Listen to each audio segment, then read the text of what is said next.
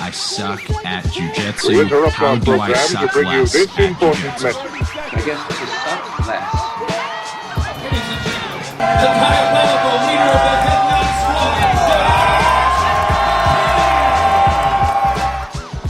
Squad. Olin. All right. So, Mike, how are you doing today?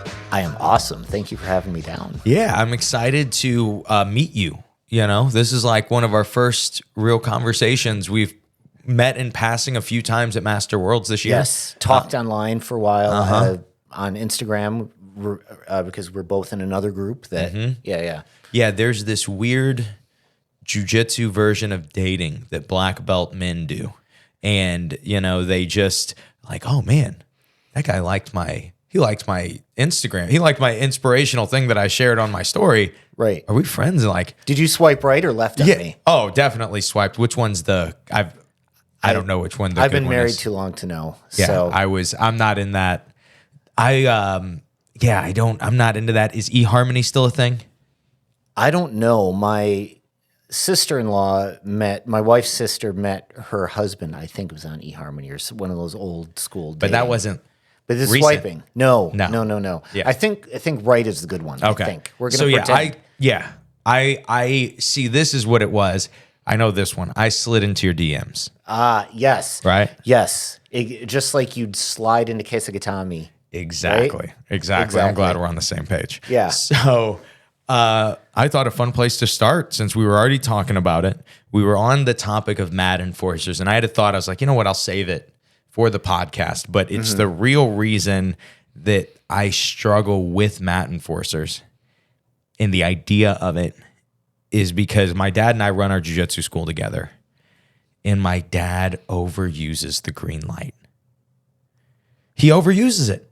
And he'll tell you, like, there's always this reason. He'll always have some backstory. Yeah, this guy came in, and I could tell he didn't think that jiu-jitsu worked. Like, Dad, why is he here? Okay. He thought that jiu-jitsu worked. He knows jiu-jitsu. We're like, okay, continue the story. Okay. So, yeah. And then he I was showing stuff, and he was like kind of questioning, like, yeah, well, what if I did this? Right. What if I did that? I just see red, bro. Yeah. And like, I just see red. Yeah. Okay, Dad, I can see like, so what was your answer to all of this? And we'll be like, oh yeah. So I got Jeff, and I said, hey, Jeff, you got to take care of this kid. Jeff is 130 pounds and will break anyone's legs, anyone in the world. And sends Jeff, who has no chill at all. And then I'll be like, Jeff, what did you do to the new guy who didn't believe that jiu-jitsu worked? And he'll be like, oh, I submitted him 13 times in 5 minutes. And I'll be like, guys, I can't leave for a tournament.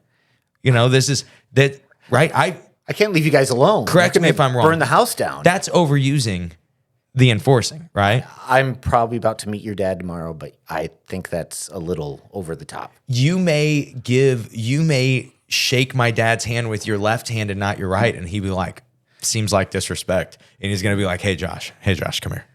This guy over here. What do I call your dad tomorrow so I don't get mat enforced? So whatever you do, definitely you should call him Pastor Steve, okay? Because my dad is... Why do I feel like I'm getting set up? No. So my dad is the pastor of a church. Yes. And my dad, one of his least favorite things to be called is pastor, preacher, reverend, anything like that. So make sure, he definitely won't hear this before then. Right. Make sure to hit him with reverend, pastor, minister Steve. Should I bow as I do That would be, yes. That'll hit him with a good one. The chances of him calling Jeff to try to break your legs, though, just shoot up. I kind of like my legs, so I think I'm going to avoid the Pastor Steve part. I like it.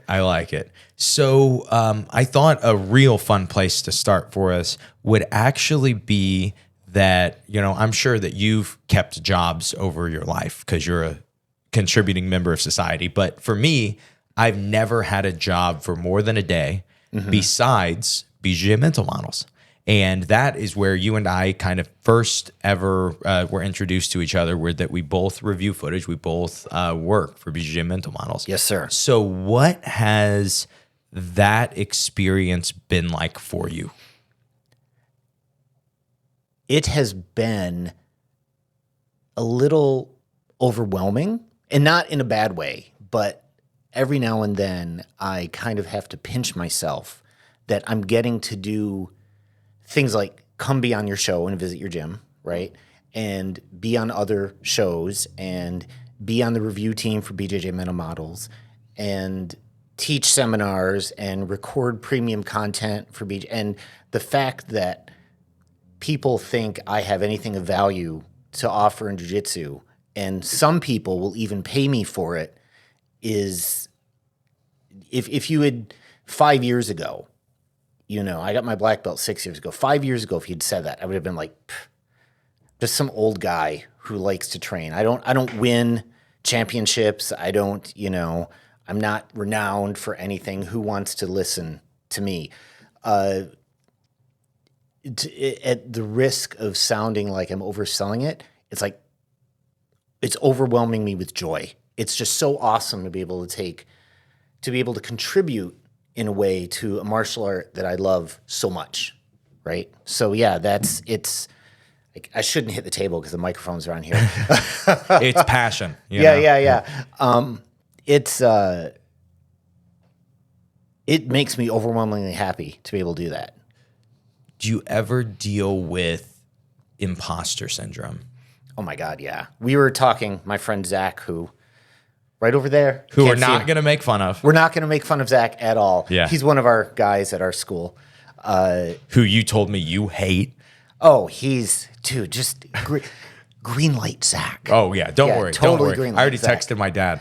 Don't worry. Excellent. I'm going to tell Zach, it's Pastor Steve. Yeah. That's the only thing to call him.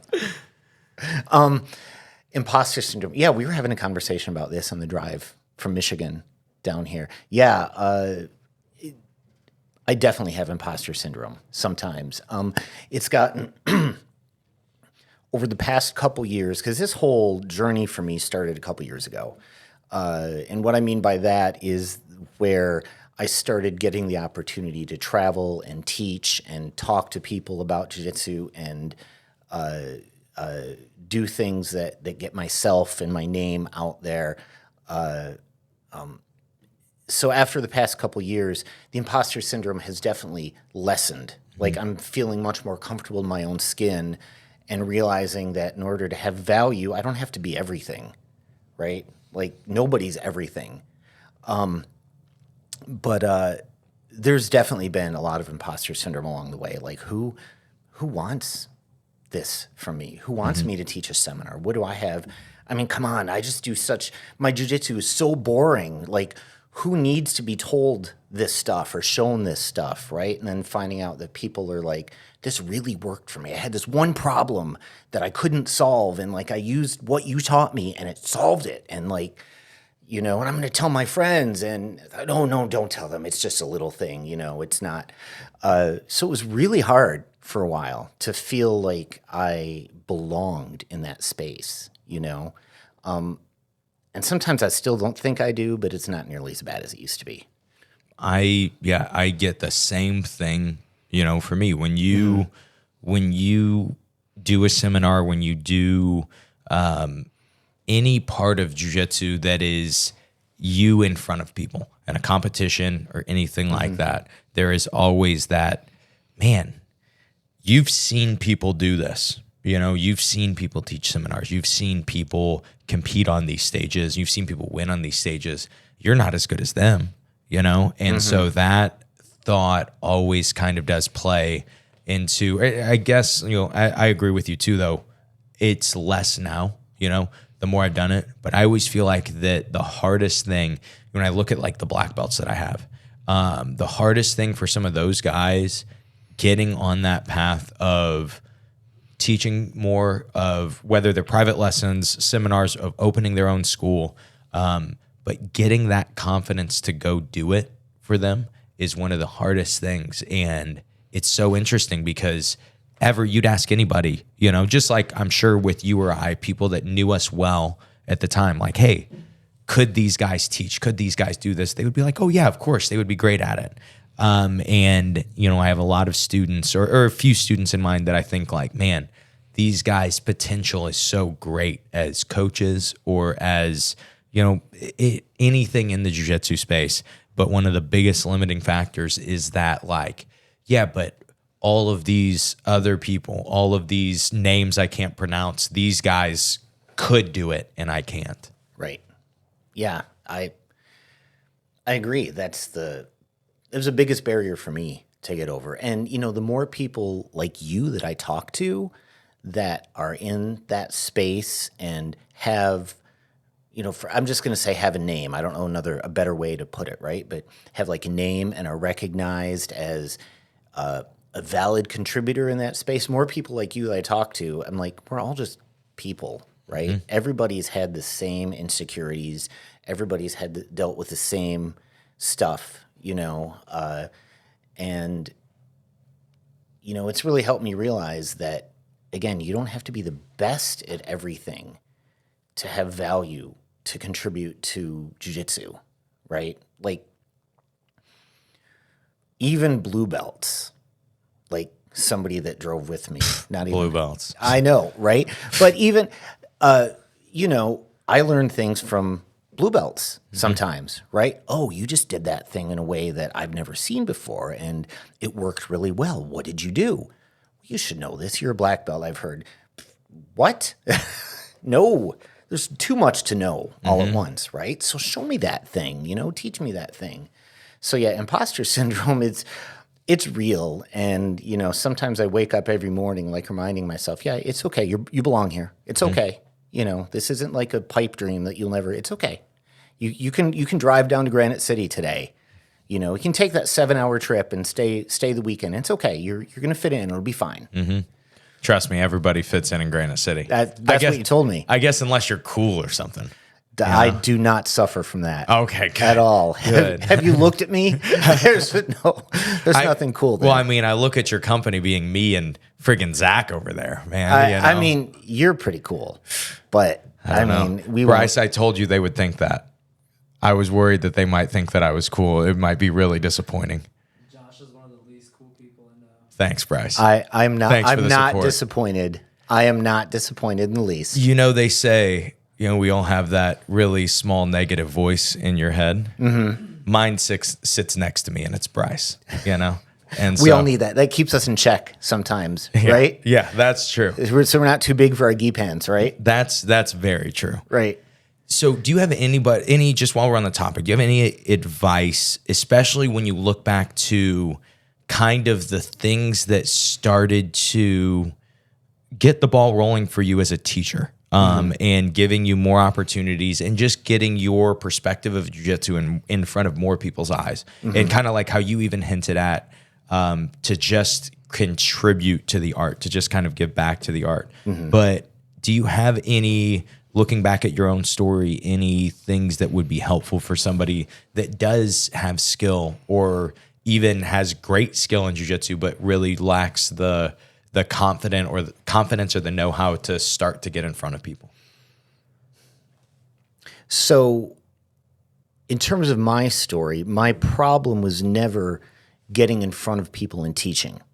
I'm not a shy individual, right? I've got no problem public speaking, no problem. So like, I don't feel like I have the framework to tell somebody who's terrified to teach in front of 30 people.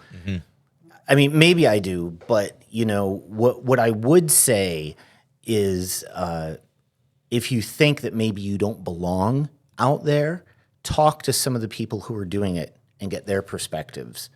I mean, I feel like I'm just repeating myself. See, there's imposter syndrome right there. I already said this. I don't need to repeat this again, right? But talk to the people who are out there doing it, and you're going to find out that everybody has faced the same kind of insecurities on some level, and the same thoughts that maybe you're not good enough, maybe you're not ready to go out there and try it. Everybody's felt that way, and if your goal is to teach a seminar, if your goal is to put out some sort of instructional content, whether it's filmed in your backyard on your phone to start a YouTube channel, or like in your studio here or whatever, just know that you've probably got something somebody can get value out of. It doesn't have to be the newest, best, most awesome thing in the world. Jiu-Jitsu is still kind of a niche enough sport that there's tons of people who can benefit from just another take on the fundamentals, right? So I guess my advice would be talk to people who've done it, realize that all the issues you're facing that are keeping you from doing it, other people have faced, get their perspectives on that, and just jump in the pool. Like, just jump in, and you're going to feel uncomfortable, and you're going to tread water for a while and not know what to do about it. But eventually you find your stroke and you'll be fine. Yeah, and you will, you're going to feel embarrassed, You're going to be like, man, what I said was stupid. Is what I think about this stupid. Right. And it does put it under a magnifying glass, whether it's you teaching a move to 4 or 5 different people, or you on a podcast, or you on an instructional or whatever. Anytime you share your perspective, especially with how social media is with everything now, you run the risk of just getting roasted, just getting attacked, where they're like, oh, this person is a bigoted, horrible person. And you're like, dude, I was just teaching guard passing. I don't even know how we got to that. Right. And so it really is, there's that fear of worrying about what everybody says, and then having to, I don't know, deal with it in the way that however people learn to deal with it, whether they become callous to it, whether they do the Gordon Ryan and respond to every single insult, just kind of how they handle it. But have you dealt with any online hate at all? And if so, how have you dealt with it? I have not dealt with any online hate yet directed at me. But I have gone online and stood up for people who have had online hate, and then had that come back to me. Oh, yeah. You know what I mean? If you haven't figured out, there's a section of the jiu-jitsu community that are just rotten. Oh, yeah. I mean, I'm sure it's that way with any community, right? Of course. But with social media right now, and jiu-jitsu is so huge. I mean, I think jiu-jitsu really came into popularity, from my perspective, at a time when social media is huge. Like, if jiu-jitsu had been popular, the first time I tried jiu-jitsu was in 95. And if it'd been really popular back then, without social, I don't think that the rotten apples of the jiu-jitsu community would be as exposed, right?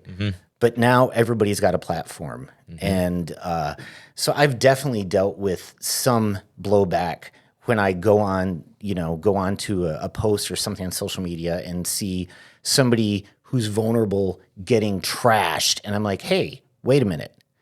We talk about jiu-jitsu should be for everyone, yet here you are giving shit. I can say that, right? You can say whatever you want. Giving shit to somebody who's wanting to do jiu-jitsu, who may not be just like you. And, let's not do that, right? And I've gotten everything from the, laugh emojis and, social justice warrior or whatever, and, to worse. And the way I deal with that is just, I know who to block now. Block. You're not somebody I'd want to hang out in real life. Why do I want to listen to your comments on my comment, right? So if I ever get that directed at me, I mean, hey, if somebody listens to this, right, and starts commenting on your YouTube about that, I just know who to block. Yeah. They can say what they want, but I don't have time. I'm 52. I got 2 teenagers. I'm married. I do jiu-jitsu. I play in a band. I got a full-time job. I got enough to worry about. You get insulted enough. I get insulted. Right. Have you ever played music in front of people? Oof. I bet that would be. Bryce, you played music in front of people for a while. How was that? It was fun, but I sucked at it. So yeah, people probably made fun of me without people me let them know. Our drummer our drummer trains is one of our blue belts. I gave him his blue belt. He just totally deserves it. Way more than some other blue belts named Zach. Oof. I'm sorry, Zach. Yeah, we need to force Zach just in the quiet over there. Zach needs a mic. Our friends back in Lansing are going to know who I'm talking about. So, yeah. I said I wasn't going to rip on him, but now, I'm telling you, there's something about when Bryce used to not have a microphone, I would just roast him I still roast him. I was gonna say Zach's taking the heat that I usually get right now. So. Yeah. I love you, Zach. But Go ahead. oh, sorry. I don't even know where I was. I started ripping on Zach. Our drummer. Thank you. Yeah, our drummer is one of our blue belts, and you know, in terms of experience on stage and in a recording studio, he's the black belt and I'm the blue belt, right? And his philosophy, which I try to embody with music, with jiu-jitsu, with anything where you put yourself out there, is like, hey, you ever go to a live show and you hear people like a local band or a small venue and you hear people criticizing the band? And he says, I always think, well, why the fuck aren't you up there then? If you're so good, get up there and do that, right? Let's just enjoy the music, right? Everybody makes a mistake, right? Let's just do. And so I'm like, you know what? That's the philosophy I'm going to embody. If they're so good, why aren't they doing? If they're so much better, I want to learn from it. So bring out your stuff, right? And the people who are good, they're not going to hate like that. And that is so true. And it gives people that would otherwise not have access to you. It gives them, and there's this weird thing in 2024 where if people can't have round the clock access to you, it's offensive. You know, it's like, oh no, I can't, or I've had a lot of instances where, to make an example, I'll yell at a student that says something like, hey, I called you last night and you didn't answer. And I'm like, oh, really? On Friday night? You called me on Friday? Really? So you thought that did you think I was at work? Did you think I was at my job where you have access to me? Right. And, after yelling at him and making a good enough example, everyone's like deleting my number off of their phone. Right. But it's really interesting if you went back 20 years, if you called somebody, you'd be like, man, I hope in a day they call me back. I hope that they got my message, or, oh, they don't have an answering machine. I'll just try again in a couple hours. Yeah. And to see that flip to now, not only do people have unlimited access to you, but you have these people that if you post something online, have unlimited access and no repercussion for saying whatever they want about you. Correct. This episode is brought to you by Imposed Will and their new big, huge, mega collaboration that they're doing with the I Suck at Jiu-Jitsu show. So this is not the first collaboration that we've done with Imposed Will. We've done a few now, and every single time we do these collaborations, we get more people to buy the gear, and then two things happen. First, people say, wow, I'm really shocked that I like this gear so much. Not just the I Suck at Jiu-Jitsu show logos, but the quality, the cut, the fit of the gis, the rash guards, the shorts, everything that I've ever gotten from Imposed Will. People will comment and be shocked by how high quality it is.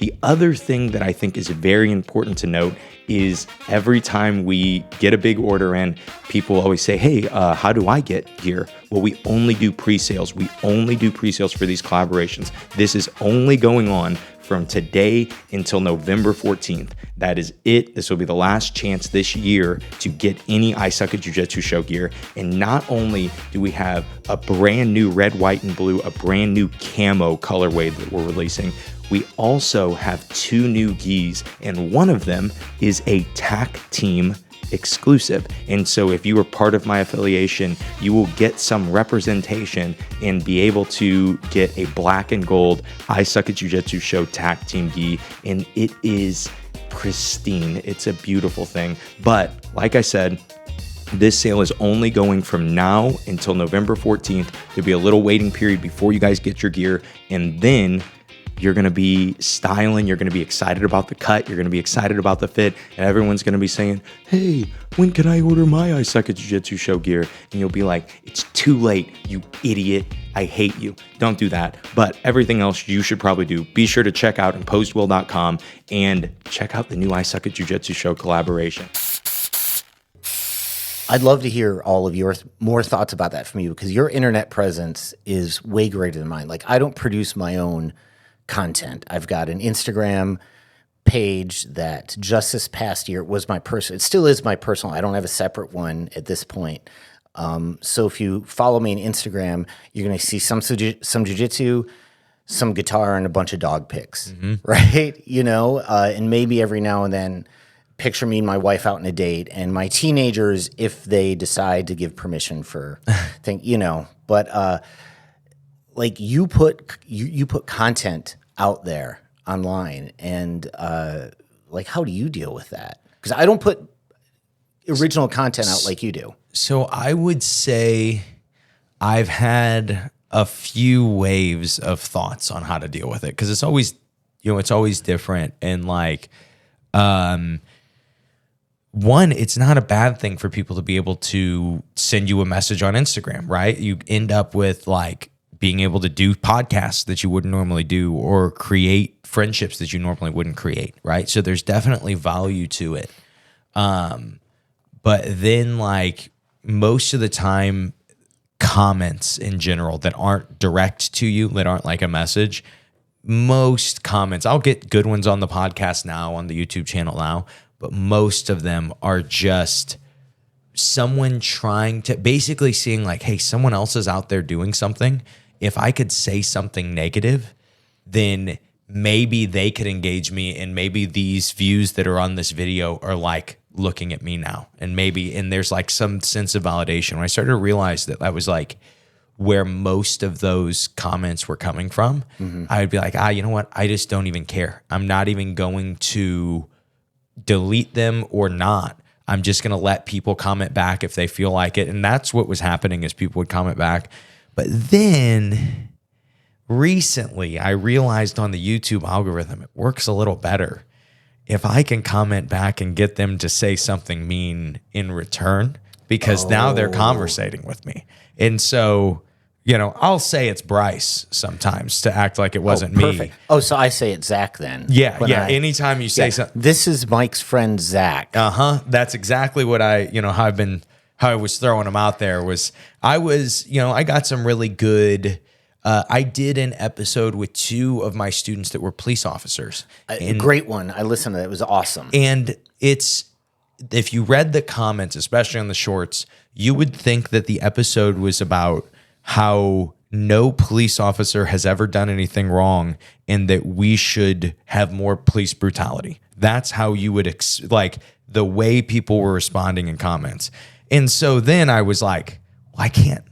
Like, these are totally out. I got to respond to these. Right. You know, these are good. And so I did find myself getting caught, but it's not good for me to do it. So yeah, it probably going to be back to going to no more responses on people. It can take a toll on your mental health. Oh my gosh. Like we don't, for context, I know you know this, but it hasn't. I'm a social worker, right? I work in mental health and the disability community, and like, I am acutely aware of the need for boundaries between work and personal life, and then jiu-jitsu life, and then real life. You know, because what we do pajama wrestling and spandex wrestling. What value does that? That adds value. And then argue about which one's better, the spandex or the pajamas. Yes. And then argue about street versus sport, right? Like that doesn't feed the homeless people down the street. That doesn't, like, you know, give the neglected kid on the other block the attention they need. What does that matter, right? So, like, that boundary, you know, you're right. You got to have that boundary. Like, let them argue that crap in your comments. You know, don't. My personal opinion, I'm not going to spend my mental energy worrying about that. If it's not like a threat to me or somebody else, my family, whatever, call me, whatever. Maybe I'll block. Now I just know who not to engage with, who to block, right? With what you do, how often do you see that? Maybe a boundary is a good word, but even the idea of disconnecting from social media entirely, how often is that something that can be recommended for, you know, people that are especially struggling with their mental health? And have you ever seen that be a helpful thing for people? 100%. I mean, I'll just self-disclose that doing it for me was, huge. You know, I have like anxiety disorders and depression that runs in my family. And I was really struggling with that, 15, 16, 17 years ago or whatever, like really struggling. And I mean, I was a new dad. And anyway, there's just lots of family. I tend to I'm like most old guys, like my stories tend to ramble on before I get to the point. Oh, that's all stories, man. Okay. Yeah. But like one of the things that I worked on in therapy was disconnecting from online media, you know, because I was just getting so stressed out by certain things going on in the world at the time that it was that on top of whatever was just going on in my life was really impacting me in ways that like I was losing sleep and I was getting more depressed about things. And so I really I feel like you have to have I have to have a boundary regarding what kind of online media I consume and I look at, right? Like, so doom scrolling is not my thing, right? I won't look up, you know, the latest tragedy story and then look up 17 more links, you know, about whatever awful thing happened in the world, right? So, I mean, I definitely think that if you have a propensity for that kind of anxiety, that overdoing it on social media is probably terrible for you. I mean, now that said, I am not an expert in social media, right? I haven't written peer-reviewed articles or done any research on that. This is just my own pairing what I know about mental health and what I know about social media. So, Man, just kind of a black belt doesn't mean I know everything. it's the I Suck at Jiu-Jitsu show. Everything is anecdotal. That's true. It's what yeah, we that's do true. here, True. You know, like, yeah, this is what it felt like, you know, Yeah. sweet, awesome, sweet. I wonder if it'll feel like that for me. I'll Right, try it. right, you yeah, know? yeah. Yeah, that is, you know, and it's really interesting because you say that, you know, like disconnecting from social media, but a lot of times just disconnecting from the things that are outside of our control is one of the biggest things that is helpful for, at least for me, when I am struggling, when I notice that I am anxious. A lot of that anxiety is things outside of my control that I'm obsessing over. And being able to disconnect from that is, for a lot of people listening to this podcast, like, yeah, that's what jiu-jitsu is for me, you know, is me disconnecting from the world. It didn't matter what happened at work. Doesn't matter what's happening in my marriage. I'm just able to go in for an hour and a half, do my favorite thing, you know? And then I think that that's so awesome. But the other side of it is, I think for so many people, then the politics of jiu-jitsu get tied in, and you know, we hinted at it, the gi or no gi, or the self-defense or street, or we don't train with this affiliation, we hate these people. And you just end up, a lot of what we try to escape going into a jiu-jitsu school, we end up creating in our jiu-jitsu school. Right. No, for sure. For sure. I hate jiu-jitsu politics. I can't stand it. Like, again, like I said, how important is pajama and spandex wrestling in the world, right? I mean, yeah, I think that can become a huge problem. And I think some of that ties into like some of the culture talk that we were having off camera earlier, and how you're setting the culture at your school, and the kind of culture that you and the students who are leaders in your school are modeling, you know. And I just think jiu-jitsu politics, sometimes it's inevitable, but really I think the best thing to do is just to stay out of it. Like, my philosophy is train with whoever you want, train whatever modality you want, right? If you love to compete, compete. If you don't care about competing, don't compete. Right? If you want to train 1 day a week and you're happy with that, that's awesome. If you want to train 6 days a week, go for it. You know, wear whatever color gi you want on the mat. I don't care. I own a pink gi because I think pink is cool and it rubs some people the wrong way, and I kind of dig that. Anyone who owns a pink gi likes the reaction they get from owning a pink gi. 100%. Not gonna lie, I didn't bring it today though, or this weekend. You can wear any color at Head Nod. I knew this, but I didn't think about it. I just grabbed a boring old black one. Oh man, most people generally wear a black gi. You will get a mix. Yeah, probably on Saturday too. It'd be 90% gi, but there will be a good 10% of people with a no gi partner doing no gi. And so, nice. So there's a good, Nice. you know. Do you guys have dedicated gi and no gi classes then? We do, Yeah. but I always like, especially on mine, if I have no gi guys getting ready and they need to have another night of training, a lot of the positional sparring and stuff that we do will just go like, yeah, you partner with a no gi guy, and Right. you know, and so just kind of run it that way. And yeah, there was a point when I started my school where I was pretty anti-traditional already. And then stuff would happen and there would be this expectation of like, you know, hey, this is how it has to be handled. This is the tradition. And I was like, hey, I don't like this. This doesn't make sense to me. And I just wouldn't do it. And you know, Ilya wouldn't come out of his grave. You know, the ground didn't open up. Nothing bad ever happened. And so then it just eventually probably let the pendulum swing in the wrong direction too far. But, you know, there aren't many of the traditions and the rules that most schools have that seem to be helpful, you know, in any way. Yeah. Do you know of any That are helpful? that are helpful?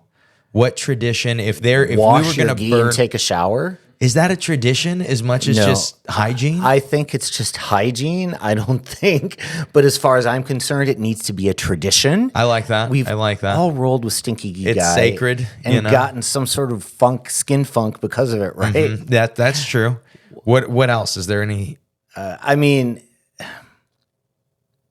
if you'd asked me like 10, 12, 15 years ago, because I came from more traditional martial arts, and all my life I've been getting less and less traditional as time moves on, right? So if you asked me 10 or 12 years ago, I might have said I'd love to see a little more formality, just a little more formality in jiu-jitsu, right? You know, maybe we should have formal testing for rank, because then that's like the least subjective thing, you know? But now I'm like away with it, Yeah. you know? Like, basic, I don't know if this is tradition, but like, listen when the coach is teaching, right? Don't be a jerk so other people can't hear. You know, there has to be there can't just be chaos on the mat, right? But I don't like being called sir, professor.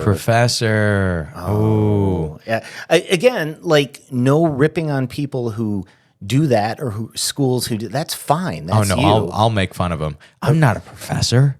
Right. Come on, bro. Right. That's like, Well, and some people say, but it means teacher in Portuguese. Okay, maybe, but Listen, we're this not in Brazil. this is America, man. Right. Just call me Josh. You know, Right. like, Right. oh, hey, Josh, it's great to see you. Yes. You know? That's my name. Yes. My parents gave me that name. Yeah. Oh my God. One of my friends so we're a combat-based school, and we have like a sister school about an hour and 20 minutes away. We're good friends with them. And every time I go visit them, it's ran by a married couple. And my wife and I are really good friends with them as well. So every time I drive down and go train with them, the head coach was like, oh yeah, and we've got Professor. So I had said, don't call me Professor. You know, I said, no, it's just Mike. So now he's like, okay, Professor, just Mike. I like that. I like that. Like, you know, and it's all in good fun. Of It's course. whatever. Yeah. I always mess with my friends that are, you know, I have a Right. ton of much more traditional gym friends than I am. And Yes. so, yeah, there's always the jokes about like, you know, their students calling me professor, and we're like, nah, don't call me that. Just call me Josh. And they'll be like, oh no. Just call your dad pastor. Yep, just call my dad pastor. Yeah. And that's where I get the not wanting to be called professor. Another funny thing about my dad is when I was growing up, I always remember being like, my dad will never wear name tags. It's so weird. I don't know why he would never wear a name tag, but anytime we were in a social event that would require name tags, it was like if he was wearing one, it was because my mom held him down. It was like, you were going to wear a name tag here. And it came to this point where I was like, 15, 16, and I always was resisting wearing name tags. Yep. And I was always resisting whatever. And I was like, oh, we're just disrespectful. I get it. Like we just scoff at any tradition. Right. I get it. Right. Fair. And so that's always a really funny thing for a pastor, Yes. That's always a really funny church that you can go to is the scoff at tradition church. I kind of dig it. I was raised Catholic, which is why I don't practice a religion anymore. My dad too. Yeah. And he was raised Catholic. Yeah. And so I kind of dig that kind of thumbing your nose at the stuffy tradition part of it. So, and it's just like back, like on the mats too, the traditions are, and I don't know, it's just human nature. It seems that like rules are there and then you're safe.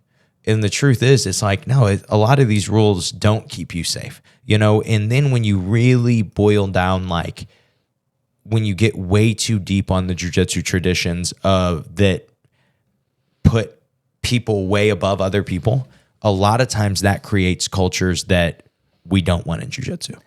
that it's easy to get people who abuse and take advantage of other people. Yeah, no. That's the big thing. I'm not anti-tradition per se, but I'm anti giving deference to somebody just because they wear a different color piece of cloth around their waist, right? Ask me questions about jiu-jitsu, right? Ask me questions about some other things that I might be good at. That's fine. But don't assume that because I'm a black belt, you have to defer to me. Like I'm just some dude who wears pajamas and rolls around with his friends. I mean, just because I'm good at that thing, and in the grand scheme, I'm good at a sliver of that thing, right? Like, I don't want that responsibility of being your go-to. Well, you're a black belt. You should know. No. You see that. So, man, I have students that'll ask me tax advice. I'm like, brother, I've never had a job. Right. What are you doing asking me tax advice right now? Right. And it's just this, there is this reverence for, the hierarchy of like, oh, well, these guys are wearing black belts, so that must mean they're black belt human beings. I'm like, no, I've met a lot of black belts that aren't black belt human beings. Oh my God, it's so not just in jiu-jitsu. I started training at 14, and I went through, started, like I said, very traditional, and then so many people that I've run into along the way. I'm like, oh, and he's in prison for what now? And he, and like teenage Mike was like, that can't be. How can they? They're a black belt. There's this mythos around it. Now I'm just like, no. This just means I'm halfway decent at wrestling people. Yeah. Right? And maybe I'm halfway decent at teaching it. So just kind of on that same note of black belts just being regular people and people understanding that and how important it is for people to understand that. Do you have any examples just that weren't even jiu-jitsu from years ago where it was like people that you trusted or even just gave you bad advice in general because you assumed like, oh, this guy should know he's a black belt? So I really lucked out because my second martial arts instructor was very anti-traditional, like a quote unquote traditional martial art, but he was very like whatever, very anti-tradition, very anti-hierarchical, right? And I'd come from a very hierarchical, traditional style to start. And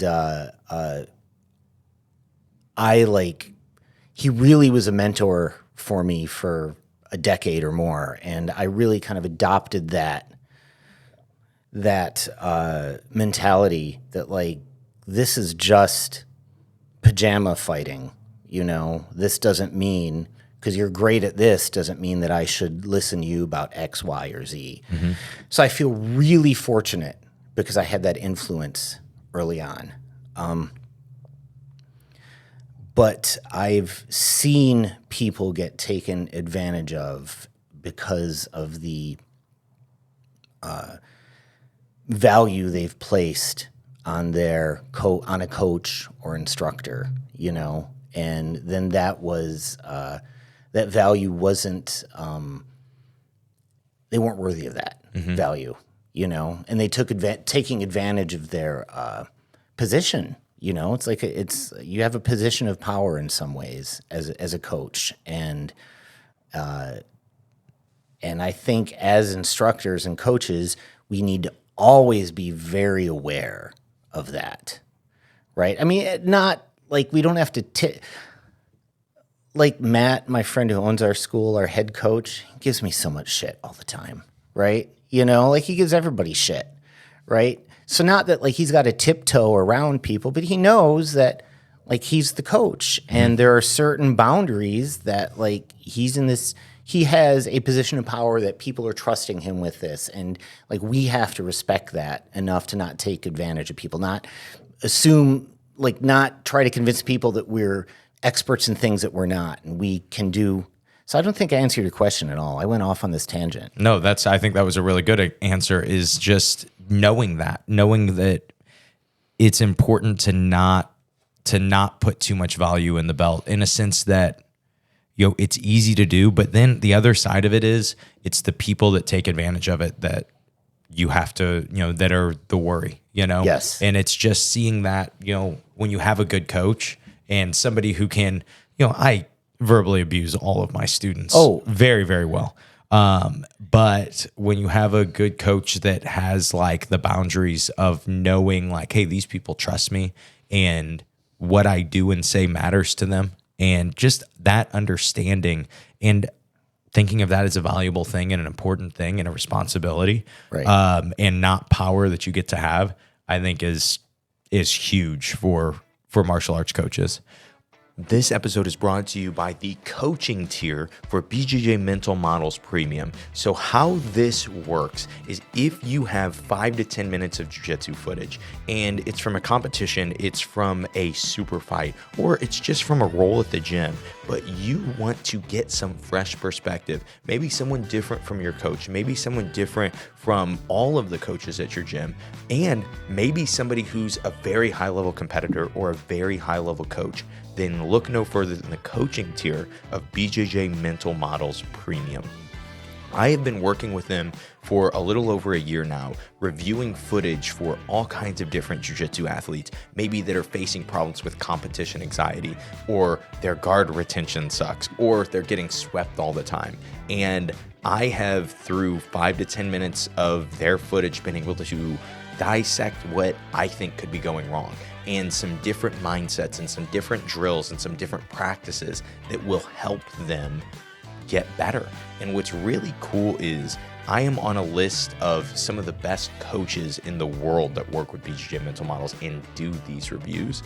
And if these reviews are interesting to you, you can get half off of your first month using promo code JOSH when you use it at checkout. So again, you'll get half off in your first month of BJJ Mental Models Premium, sending in reviews with promo code JOSH. Let's get back to the episode. On the note of just martial arts, you've mentioned, and I've never heard you ask this on a podcast, maybe you have been, but what other martial arts have you done besides jiu-jitsu? Started in Taekwondo in 86, like every other kid in the 80s did. Of course. Because that was everywhere. Were you a Bruce Lee fan? No, not really. Not really. Sounds like racism to me, Bryce. I don't know. I was not. Bloodsport was. Karate Kid got me interested. Okay. Right, as so many people did. That's, so that's if a pretty good if I one. loved Mr. Miyagi, Yeah. is that racism? Okay. I mean, it was the white kid that was beating everybody up. I guess, Okay, fine. I became a Bruce Lee fan later. Okay. But I didn't start out as a Bruce Lee fan. So I started in Taekwondo, got my black belt in that, went to college, started with the switch to the MSU Karate Club, which is where the coach there was very anti-hierarchy, So his name is Bruce Henderson. He's passed away, unfortunately. And so like I was a freshman at MSU, and it's 1989, right? We don't have the internet to look.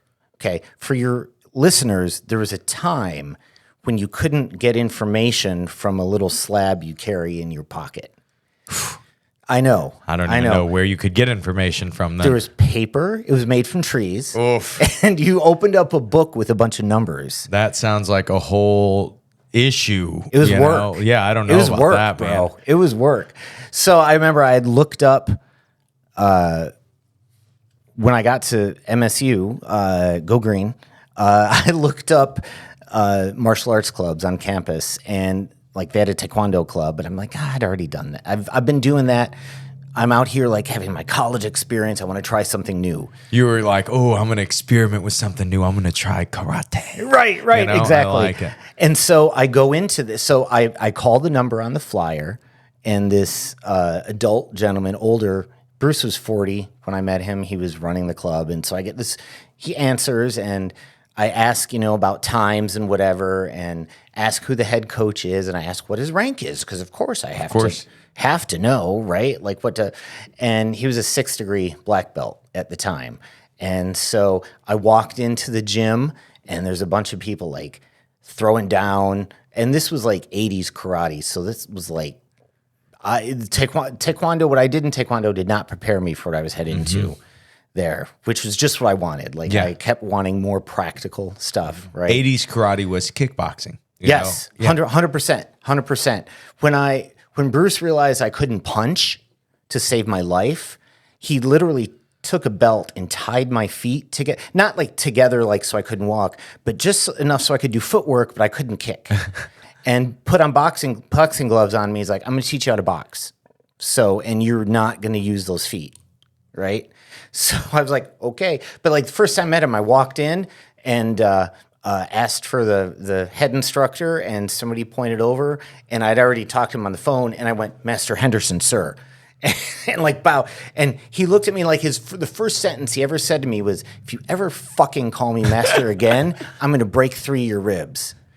My name's Bruce. Just call me Bruce. And he was like this big, he's like this 6'3", like not buff dude, but like just big and strong and lanky. And I was like 17 and a half years old. I'm like, oh, okay, Bruce? Yes, Bruce. Yeah.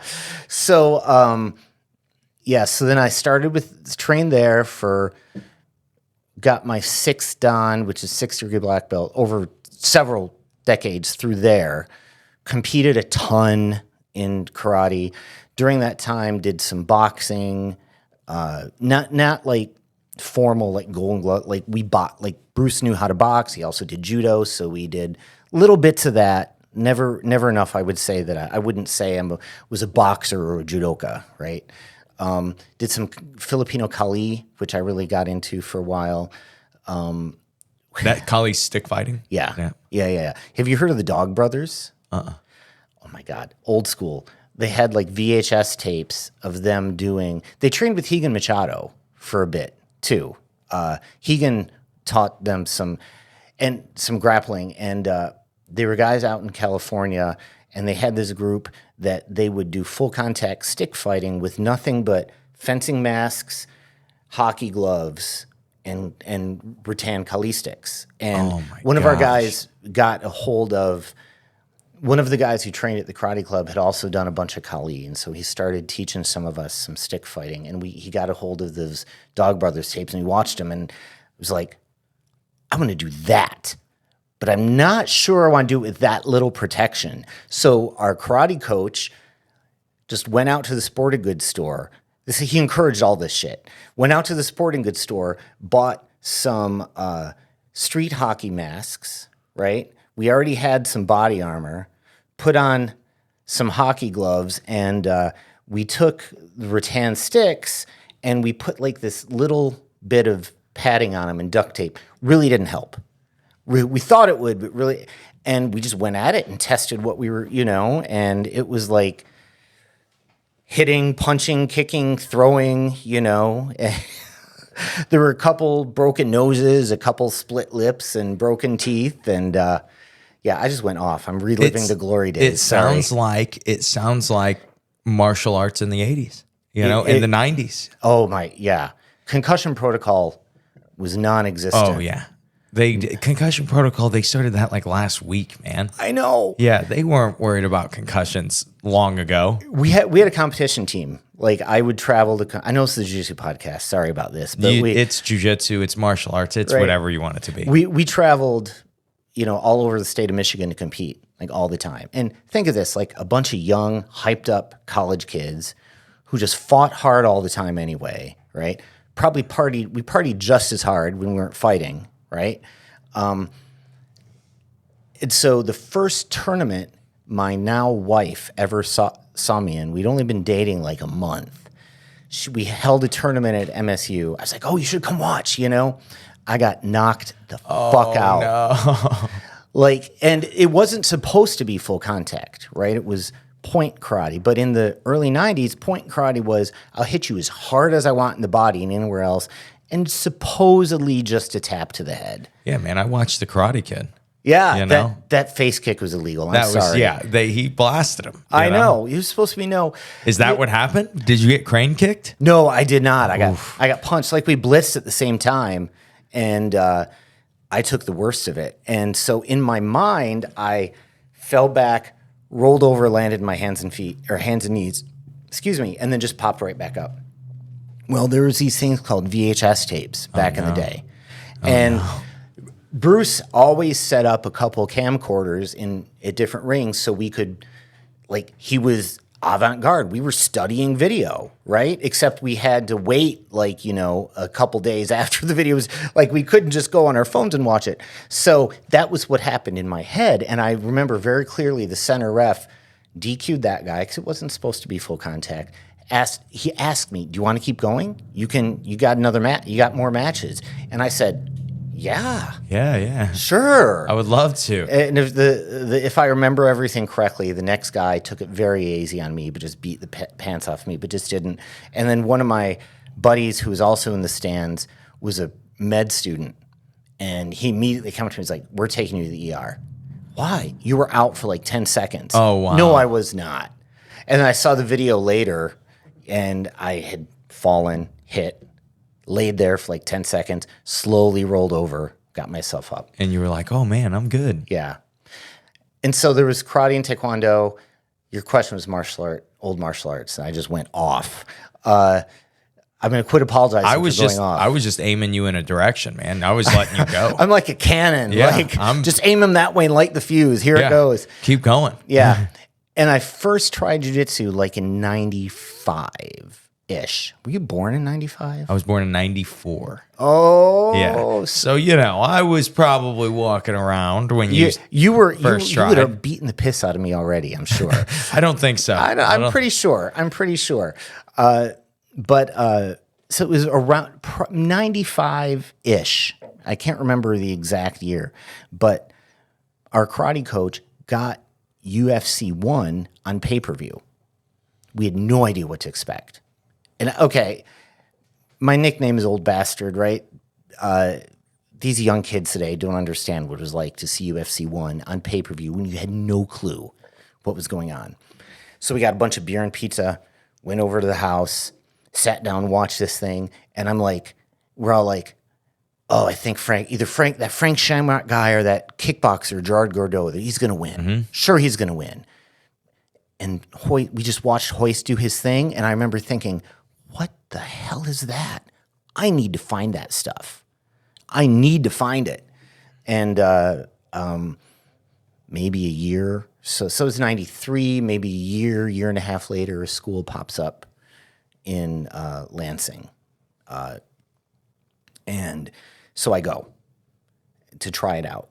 And I'm not quitting the karate club. I'm like, this is just supplemental. You know, I was young. I had a job.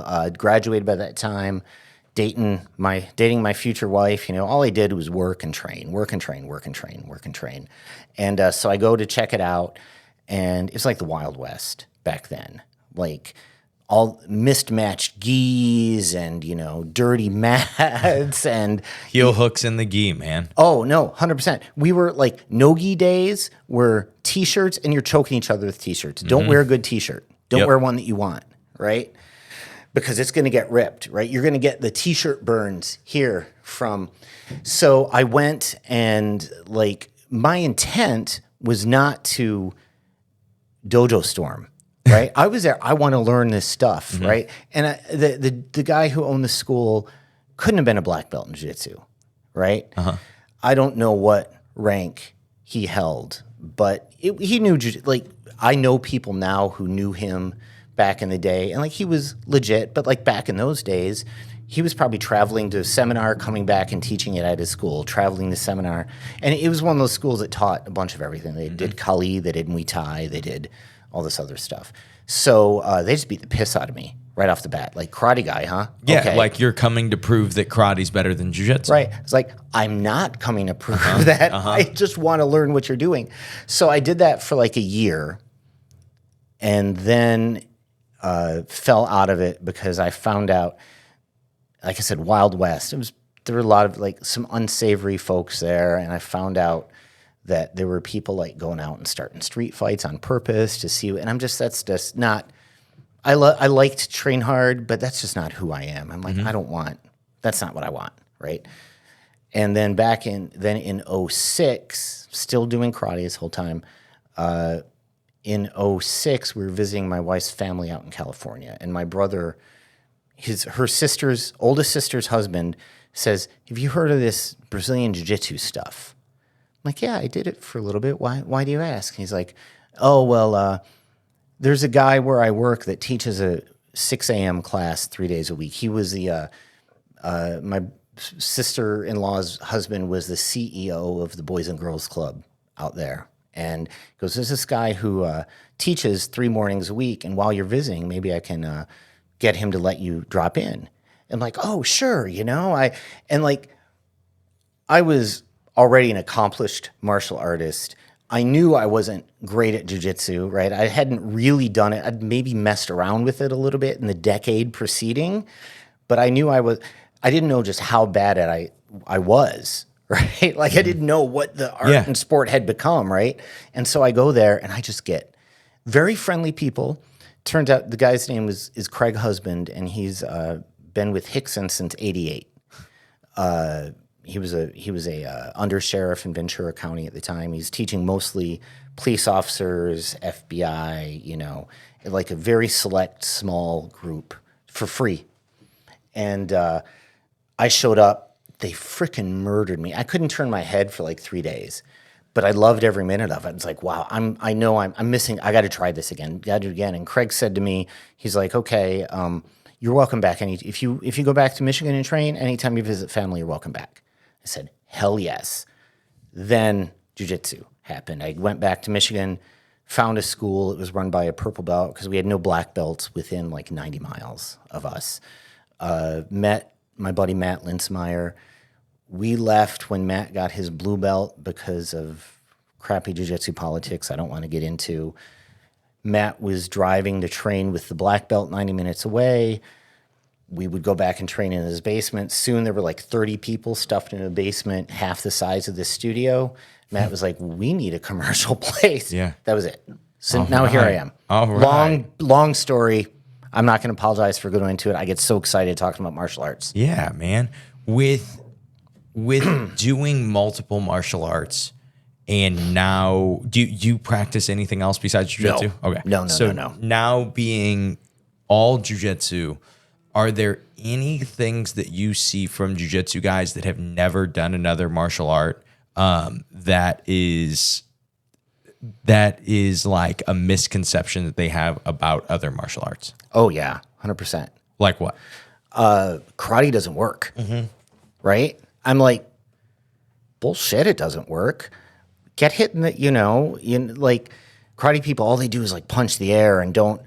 And I'm like, you've seen too many strip mall karate schools. Yes. Right? And I think there's less of that now. Now, I mean, MMA is so ubiquitous.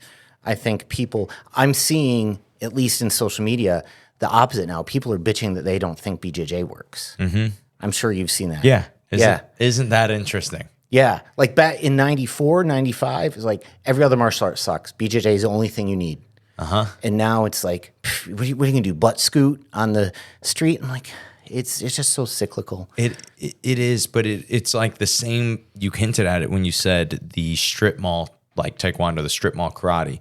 That is not what karate started as. Even in America, when it came to America, it was still a striking martial art where you were trying to hurt people. Correct. You know, and in jiu-jitsu, when I started jiu-jitsu in 2008, and when I started, I was one of the first people I felt like that was doing jiu-jitsu only to do jiu-jitsu.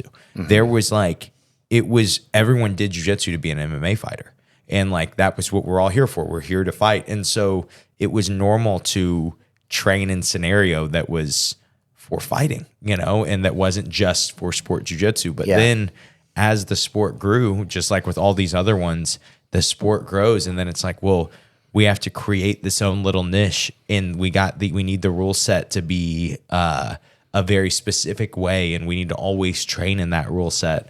And a lot of times it ends up taking away from the actual art, you know? And you do end up with, there are certain parts of jiu-jitsu that are just not realistic to a fight at all anymore. Oh, 100%. 100%. And like, I feel like that's okay as long as you can, and I feel like that's just okay because there's so many different reasons to train martial arts, right? Again, the 25-year-old Mike, if he sat down and talked with you, would tell you, if it doesn't work in a real fight, why even do it? Right? If it doesn't work on the street, you know, come on, like we're here fighting. You don't water this stuff down. But you know what? Bob might train because he wants to lose weight. You know, Jill might train because she found a bunch of other awesome badass ladies that train and feels like a lot of camaraderie, and maybe neither want to compete. You and I might train because we got Master Worlds coming up, you know, these other people might train because of MMA or because they're police officers or in security and need real world stuff that works against resisting people. But all of those are valid in my opinion. Like there's no wrong reason to train jiu-jitsu. I don't care if you like Barambolos or Americanas from Side Control. Like if you're training, that's awesome. And that's like, it's very easy to get in the mindset that you can't have, that to love one, you cannot love the other. Correct. You cannot love both Barambolos and Americanas from Side Control. You Right. know? And it's really weird how that mentality is not just a jiu-jitsu mentality, it's just a world mentality. But it always seems to still creep its way into jiu-jitsu. It's like, no, it's still us against them, you know? And it's like, dude, we're all just rolling around on the ground with each other in that gym, it's all we're ever doing. And we can say like, oh, well, they warm up differently than we warm up. They train differently than we train. But a lot of times it's silly. Most of the time we have 99% in common and then like to argue about the 1% that we don't have in common. It's stupid. If we all argued about 1%, you and I wouldn't be sitting here having this conversation. Yeah, dude, I'm sure that there is 1% of things that we disagree on. You know, I'm sure that I hate Zach more than you hate Zach. You know? That's pushing it. Oh, okay. That's really pushing it. I'm sorry. I thought You thought you were safe for a while over there, didn't you? You thought that they haven't talked about me for a minute. He looked down. He looked down for a second. I was like, "Oh, I can get him. Right, I can get him now." His guard's down. That's the way. That's what you have to do. You don't attack them when they're looking. That is very true. Pocket sand. Yes, that's just surprise. Is the element of surprise. Yes. This episode is brought to you by the I Suck at Jiu-Jitsu Show Pro. I just wanted to take this time and let you guys know that we just added 2 brand new seminars to the I Suck at Jiu-Jitsu Show Pro. we now have the evolution of the armbar. That's something that people have been requesting. I did a YouTube video on it a while back, but people have been wanting a kind of a full-length instructional on that idea. And instead of doing that, we did a seminar. We actually partnered with Mission 111, a non-for-profit, and did a seminar at Watson Martial Arts in St. Louis a few months back. And that seminar is available on the I Suck at Jiu-Jitsu Show Pro. And then just a month ago, I had kind of a challenge when I went to a seminar. I got to train with a lot of the people, and then there was the request of, will you teach this weight distribution guard passing that you've been trying, this new idea that you've been trying to add to chest over chest? And I did. And we spent a little over 2 hours of actual content time breaking down what makes weight distribution work, why you should use your weight more when you pass the guard, and most importantly, how you can implement this and some simple ways to implement it. And both of those seminars are only on the I Suck at Jiu-Jitsu Show Pro. Be sure to check the link in the description and sign up for your first month of the I Suck at Jiu-Jitsu Show Pro. Let's get back to the episode. At this point, I should have definitely asked this earlier. People will be mad if I have you on the podcast and I don't ask anything about being an old guy doing jiu-jitsu. So it's hell. That's what I wanted to know. First off, is how is it going? Getting older every day. These young guys getting younger, getting tougher. It's hell. No, it's not hell. But I'll tell you what, like, you really have to start learning how to put your ego aside as you get older, right? Like, Zach and I trained in class last night. We do 1 week of gi, 1 week of no gi. We're on the no gi week this week at Magic. And 7 hours to drive down here together. And of course, we're talking jiu-jitsu for 5.5 Of course.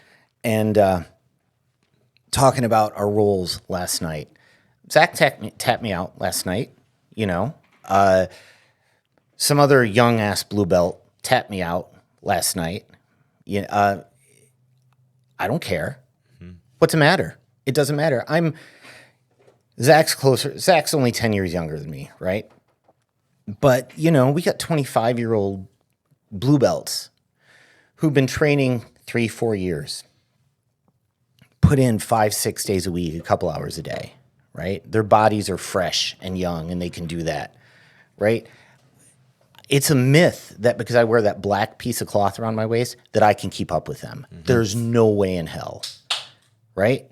So, you know, you have to start putting your ego aside when you get it. They'd say jiu-jitsu is like the ego killer. Like, no. We've all had that drive home from class going, I should not have tapped that. Mm-hmm. Should not. When you're 35, 40, it really started to hit after 40. When you're over 40 and you're still doing this stuff, you're a badass, first of all, no matter what. But you can't care about results in the gym. You can't even care about results in competition. Mm-hmm. I lost in spectacular fashion a month and a half ago at Master Worlds. Like, spectacular fashion. Do you want to talk about it? I've had enough therapy. Okay. He won gold, though. He won gold, so I can hang my hat on that. You know what? That's technically like getting second place. Basically, it is, right? You know, I'm into that. I'm good with that. My guy that beat me, he didn't win gold. He lost the next round. I saw your first match though, where you won. It was real. I had fun. It was fun to watch. I had fun on that one too. Yeah. The one you won. Yeah. I was feeling great on that one. Yeah. You know. Yeah, but like you can't care about any of that. Mm-mm. I mean, you can, but it's just you're just gonna get more and more disappointed. You know, I'm grateful to be on the mats. You know, I'm good at what I'm good at, but strength and athleticism matter. Mm-hmm. That's a lie that, you know, it shouldn't ever matter. Well, when somebody knows jiu-jitsu and you know jiu-jitsu and they're stronger and more athletic, it's going to matter. Yeah. Right? Absolutely. So, you know, when you get older, you just got to do it for the joy of it. Right? How old are you now? 52. So that was what I told my dad when he asked. I was like, yeah, you know, Mike's going to be there.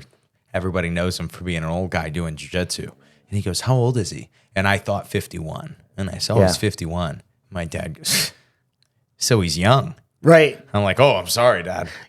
Sorry, Pastor. Yeah. How old's your dad? 62, 63? Okay. 63, I think. We have a couple people his age training.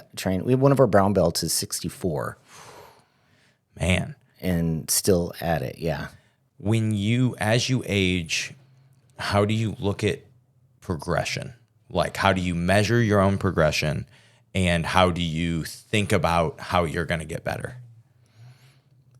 So I'm going to tackle the second part first. Goal number one, don't get hurt. Right?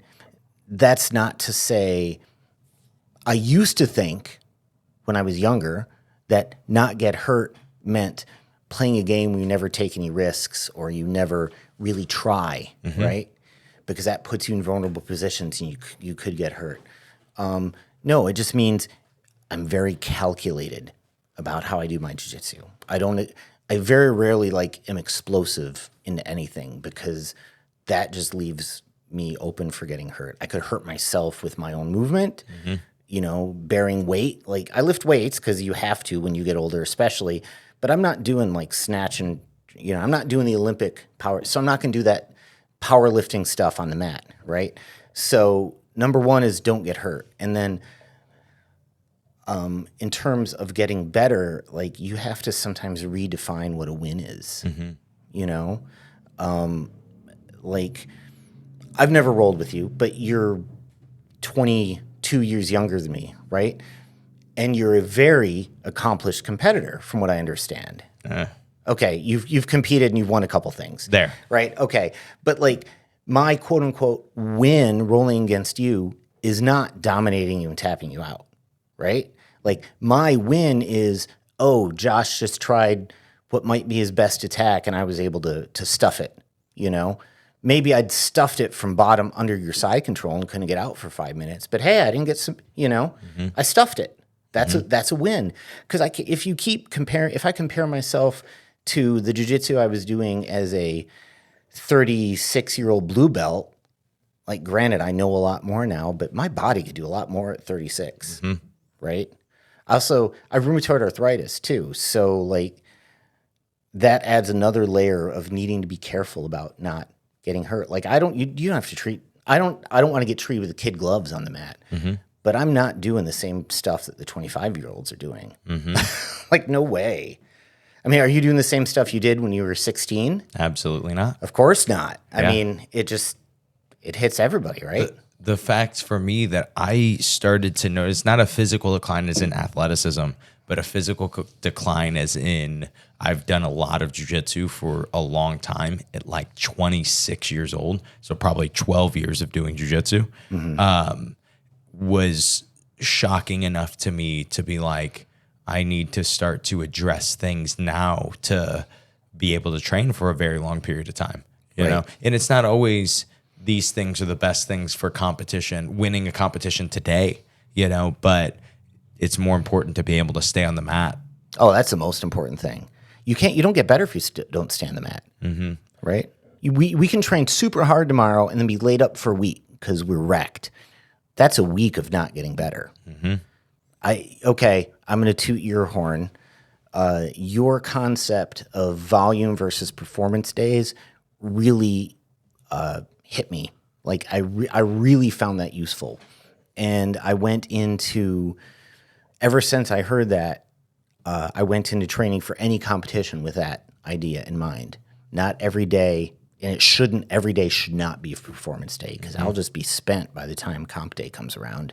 And that's a competition concept, but I really did kind of get it from my dad. My dad, his training sessions are, a lot of times on Saturday, he will do positional spars with everybody, do them with me, and do positional spars. That's kind of his performance day. But any other time he's training, he's probably going to get me or one of the blue belt, purple belts that he likes to train with, and he will do basically a 30-minute round with that person at a really good pace and just get a ton of volume of movement. And the game doesn't matter if you catch a submission, you can finish it. None of that stuff matters. It's just that we never sit in a position for more than 3 seconds. If you're in smash half, I'm looking to get to mount or I'm going to get swept. And it's just that constant movement, and seeing him do that and then kind of deconstructing it and going, oh, wow. So he does these days, and I would do it with him, and I would get better on those days of long rolls. I'm like, we really aren't rolling live. Right. We're rolling, I would even call it like 40%, and but I noticed myself getting better, and I noticed myself seeing positions and reacting to them way faster because it's not such an intense environment. Right. And when I started to recognize that, I was like, oh, this is actually helpful to do as a big part of your training because it doesn't kill your body, but you can still get better. But then, of course, especially if you're going to compete, you need those days to. You need to know what that feels like. Of course. That's the first time you feel that. You're like, whoa, okay. Yeah.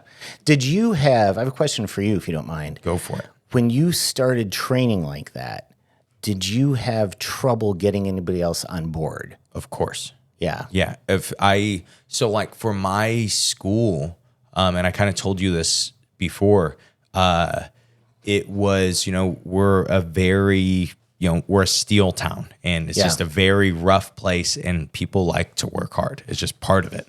And I really think early on in our jiu-jitsu school, any place that we wouldn't have technique, we would fill it with grit, right? Yeah. We would fill it with like, well, we'll just train hard. We'll just be tough. And that was just because we had no other option, right? And when I'm saying like didn't have technique, this is me doing purple and brown belt adult and going against the best guys from Atos and Alliance while I'm running my own jiu-jitsu school, training with my white and blue belts, right? And so that was just how we had to do it. And as that was always the mentality. But as we started to get better, then we all, especially like the original guys, us that had aged and just been beat up, we're like, if we're going to keep training, we've got to change how we train. It's just no way around it. Like we can keep competing even, but we have to change. I was getting to this point for my own jiu-jitsu where it was like, I'm doing best in competitions when I'm like in shape, and then I take weeks off before competing. And I'm like, and a lot of times I was taking those weeks off because I would get an injury, and I was like, well, I'll just make it to the tournament, and then I would perform better. And so when I started to see it and experiment with this crazy idea of in competition as a natural athlete, I'm just going to train less. And the times that I do train, generally I'll train pretty hard. But it was more about finding this mentality of like, I want to go into this tournament ready to perform at 100%. I don't care if that didn't mean that I didn't do hard rounds last Tuesday. That's not what it's about. It's about me being able to perform at my best that day. And when I started to experiment with it, I even noticed with my own coaches, like, hey, have you been training enough for this? Have you been taking this? A lot of it was like, have I been taking it seriously? And that is, and the truth is I don't take anything seriously ever. We're just pajama wrestling. Yes, exactly. Yeah, no, I'm never taking anything seriously, but realizing that just I have to, if I'm going to keep competing, especially against the guys that I'm trying to compete against, that I have to play the game differently. Definitely I got pushback at first, but there is also a level that I am really happy about of trust from my students and my coaches, that if I do start doing something weird, a lot of the guys have known me long enough and been like, don't worry, he'll come back. Or if he's right, we'll all buy into it eventually, and we'll do that too. Yeah, that makes sense. Yeah. I can see that because I think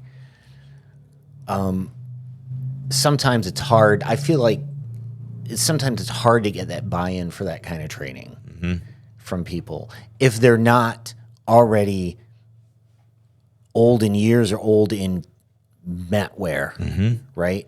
It is. Yeah, it's this like it's more fun to train hard, right? Not when you get beat up or you're old, right? When you have the option to do both and with not a lot of repercussion, right? Oh, it's for more sure. fun to train hard. For sure. And so that's like for me, I noticed that when I stopped having that option, I'd like my training partners just had to change because I can train in that same way I was describing of not training super hard, but with 140 pound white belts, you know, and it's not like I'm not going to have any risk going with a guy that I'm bigger and stronger than and significantly better at jiu-jitsu than. Right. And I can train in a way that I think will be beneficial for them too, and them get stuff out of it. But also anymore, those are like what most of my training is, because it lets me get reps doing what I'm trying to get better at without taxing my body almost at all. And then when it's time to try to put it into test, I have so many high level guys to train with now. And I get to train with them as more of like a test each time. Yeah. And it's like, hey, I'm not going to do 5 rounds with this guy today. We're going to probably do 1 or 2. And then what worked, I'm going to keep. And what didn't work, I'm going to try to tweak. Right. Right. I like that. So on your, just trying to do math in my head, but yeah, I can't do math. So at this point, do you have anything that you want to kind of mention to finish? Anything you want to say to finish? I mean, just in general on the topic of getting older and training, have fun. Like that's, I mean, for anybody, that's the most important thing. But as we're entering our 40s or 50s and, you know, 60s and beyond, like if you're not having fun at it, if you're getting so caught up in the results and not getting the same results that you used to when you were young, like don't let that suck the joy out of the practice for you. Right?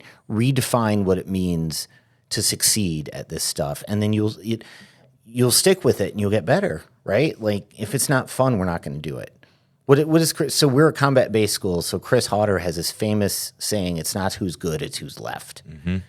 Right? And if you lose your passion because you're too worried about being the best, you're not going to be left. Man, I don't think I have anything to add to that, Mike. Thank you so much for being on the show, man. Thank you for having me. Appreciate you very much. Yes, for sure. Do you have I know your Instagram, anything else to plug before we get going? I mean, if you're ever in Lansing, Michigan, come to Magic BJJ. Come visit us. You in particular. All right. I know it's hard for you to get away, but if you come up north, our mats are your mats. All right. That sounds like a plan. I think that sounds like me and Bryce could take a field trip. You should, Zach, and we'll keep Zach in check for you. Listen. I'll bring the best guys I can to go for Zach's head, man. Perfect. Yeah, if he survives tomorrow, right? You know? If he survives, yeah. I may be having to call his wife tomorrow and say she's gonna have to come pick him up. Oh no, yeah, that'll be the to be. That's the cliffhanger on the podcast. Is does Zach survive training tomorrow? Right. I'll send you a picture when we get home, to make so you know that we're all okay. Perfect. Thank you so much for being on, man. Thank you. Appreciate you, man.